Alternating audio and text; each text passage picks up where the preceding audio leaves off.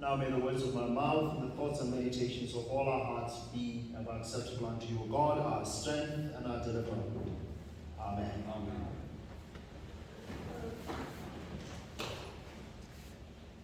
Felix Cooper, happy fault. This is the paradox of paradoxes that resolves all that has gone wrong and it makes it all right. Oh, happy fault, the necessary sin of Adam that provided for us a Redeemer. Now, there's a friend of mine that I made years ago who used to be a Pentecostal and then decided to convert to become Orthodox. There's a Norwegian woman who found quite a lot in the Orthodox Church that just spoke to her spirit very directly. We are a bit contained in the Western and the North African, if you wish, tradition of Christianity, that our rituals are nicely controlled. The Orthodox, when it comes to Easter, they go crazy. The Lumen Christi, or in whatever language that they would say it in, someone would carry a deacon on their shoulders, and the deacon will run around through the crowds, proclaiming that the Christ light of Easter. And there will be jubilations, and then there will be the exultate, and then there will be this one homily that they always say at the Easter celebrations. And they'll be so tired in the morning after this feasting, celebrating the Lord's resurrection. So it was one such morning that my friend Maria, a Norwegian woman, she was tired at home. And you see, the Orthodox, when they greet each other throughout the Easter season, they greet each other with the words, Christ is risen. And the response is risen indeed, Alleluia, the equivalent of it. Now, the new convert Maria from Pentecostalism to Orthodox tradition didn't know about this, or knew about it, but then they internalized it fully. And so her friend, I can't remember what she said her friend's name was, picks up the phone, calls Maria, Christ is risen. Maria is tired. She hangs up. The phone rings again. Christ is risen. Hello, Christ is risen. She hangs up. It rings a third time. Christ is risen. I think you should tell everybody. She hangs up. You see, maybe sometimes our reaction to the resurrection can be like that because we're so used to it. With Maria, it was because she was not used to the joy that the Orthodox tradition has around Easter. Yes, indeed, he is risen. But risen for what, for whom, and why? Now, this is the night that seeks to piece it all together for us in a jubilant context of the new light and of Easter. God created all things through his word, his Son, as we learn from the Gospel according to St. John. And so it all started well, and it was beautiful, no violence, no nothing. But it has to end well.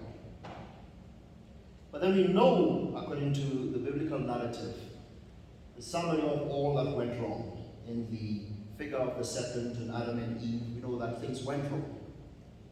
But I want you to imagine that all of this is something like, if you've written a beautiful piece of music, and I'm sure Matt can identify with this, you've written a beautiful piece of music, the night's about to be played.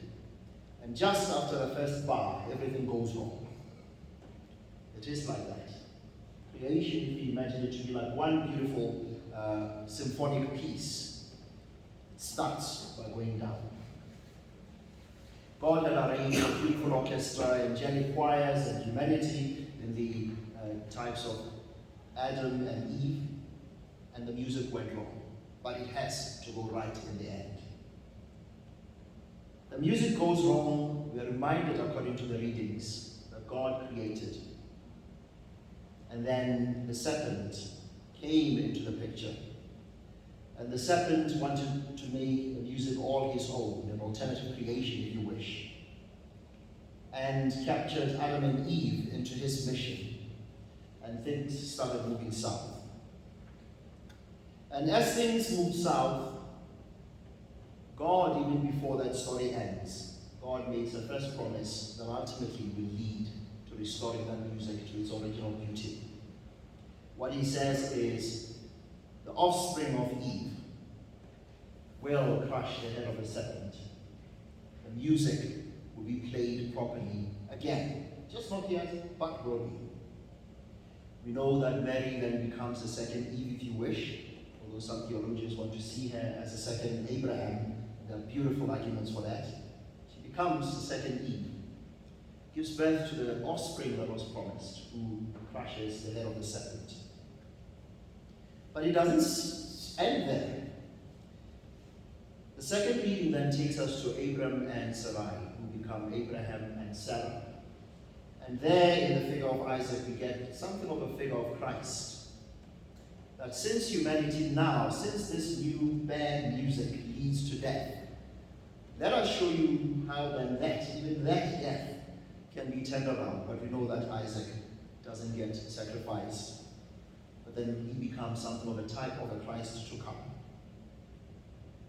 And then we have more readings. The fourth reading that takes us to Egypt. That this bad music leads to oppression and slavery, enslavement of the Hebrew children. But God frees them, even causing them to cross the Sea of Reeds, which is a symbol of our baptism, pointing forward to this restoration of this music. And so we know that God's original intent is against oppression, against slavery, and against anything that besmirches the image of God in humanity. The fifth reading takes us through the law, that the law whose ultimate purpose is actually to say God's music is love. And I like to use the constitution of our country as an example. The constitution of our country, if you disagree with me, let's take it up afterwards. It's way ahead of us already. Our constitution is about freedom and friday. We are trying to catch up with it. And that which our constitution tells us is that we have not become good enough even for our constitution as South Africans, if you wish. And that is why when Paul talks about the law that is holy, he says what we can learn from it is that we are not good enough, and we need something to help us beyond that. I'm not sure what we need as South Africans to be able to live out the freedoms of our constitution, but I'm sure we know what we need to live out the deeper truths of God's law, which is there to actually preserve the freedom that the children of Israel gained when they left Egypt. And so the music must be corrected, and God keeps giving hints that this is moving in the right direction. And then we go on and on with other readings. But ultimately, we get to Exultet, the proclamation of Easter, that summarizes that beautifully for us. Oh, happy thought, that shows us how much God is determined to get his music right. Necessary sin of Adam that bequeathed us such a Redeemer. Jesus, the Word at creation. Jesus, the Word of God, the only thing that God ever really spoke. Jesus, the new Adam.